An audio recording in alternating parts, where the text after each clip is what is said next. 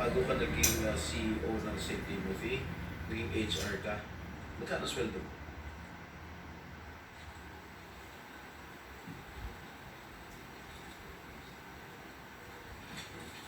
Mr. Chair, ang sweldo ko po noon nasa 30 to 40 po.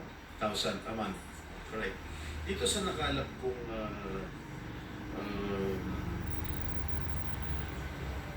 ito SEC, ang amount paid sa record dito, 887 million. Paano ka nakakuha ng ganung kalaking pera? Paid up capital. Tama, paid up capital. Saan ka kumuha ng ganitong kalaking pera? Mr. Chair, yung 2025 na lang po yan.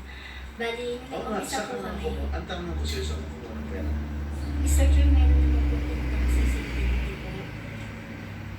Hindi, pera mo to eh. I mean, iba pa yung pera ng subscription ni Mary Faith Green, Jenny Panty.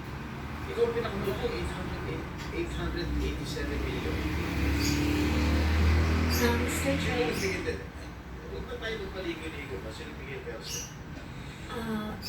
nakakaya mo pong aminin, pero meron po ako hiniram na halaga sa tito ko po nung nagsisimula pa lang po ako na nagtayo po. Magkano ang hiniram sa tito mo? Noong una po ay nasa 7.7 million na po. O paano nga po 807 million? Nung kumikita na po sa St. Timothy, wala po akong nilalabas na sarili ko pong kita. Lahat po pinapasok ko din po dun sa corporation Talaga? po. Opo, Mr. Magkano Chair. pinabayad ng tax?